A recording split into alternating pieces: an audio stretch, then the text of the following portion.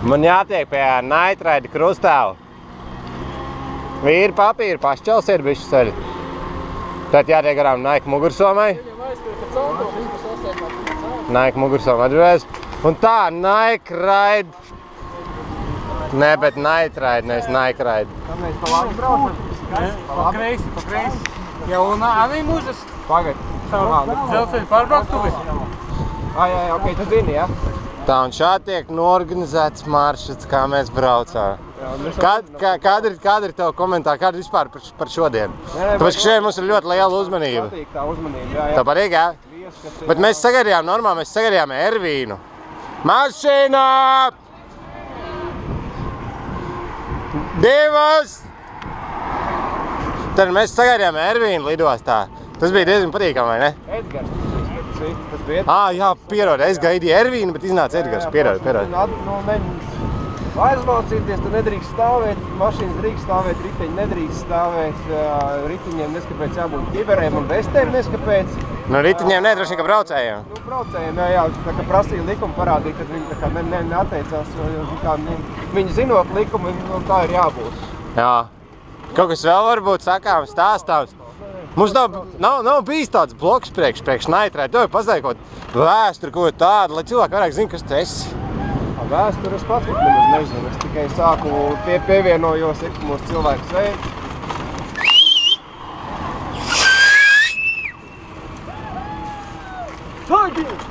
Cilvēki no balkoniem mūs sveic, mēs esam kaut kur, es nezinu, kur Zolitodē laikam.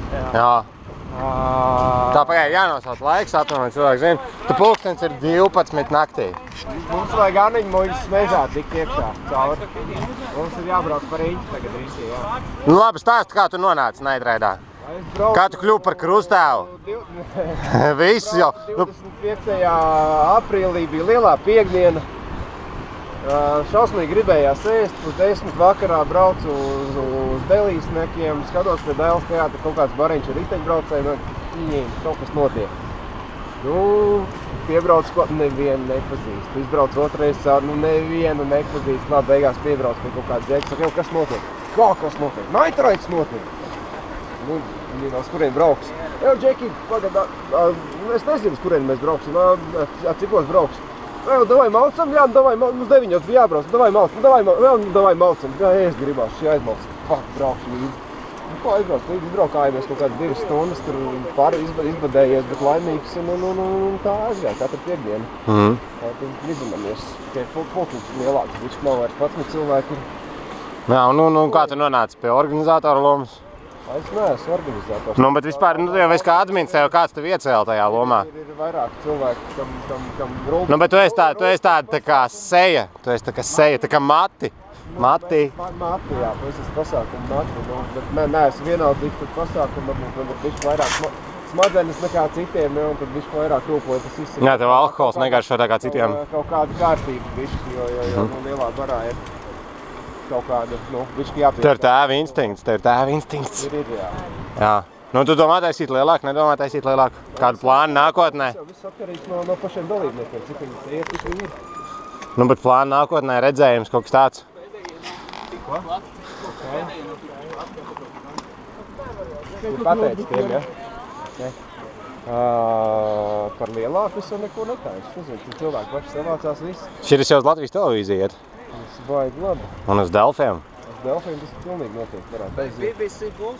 BBC nebūs, bet Delfi un... Bet pats interesantākais ir, kad labi, kad cilvēkiem mašīnās, tad mēs palūdzam, tā teikt, pagaidīt, palaist mūsu krustojumā, lai mēs tiekam visi cauri. Viss kārtībā, sveicinās. Dzirdēju, ka mums aizsāt āstu kaut kur pauli. Jā, tāpēc braucam lēnāk. Viņi jau nezinās, kur brēc. Šobrīd intervija notiek, nejaucies pa vidi, jā? Viņam honorārs normāls miljonus tagad tripo. Efektīvi, visiem cilvēkiem riņķī, ja, kas ir mašīnās vai kājā, visiem ir forši, visi sveicinās, izprašņā, kas notiek. Nākamā nedēļā jau atstājas mašīnu mājās, brauc līdzi vai neiet dzert, bet paņem ričuku un brauc ielās, visiem viss ir kārtībā, aizņemot policiju, kuriem liekas ļoti aizdomīgi. Kā tas ir? Kur jūs braucat? Kas notiek? Kas tur pasākuma? Nav, cilvēki vienkārši brauc.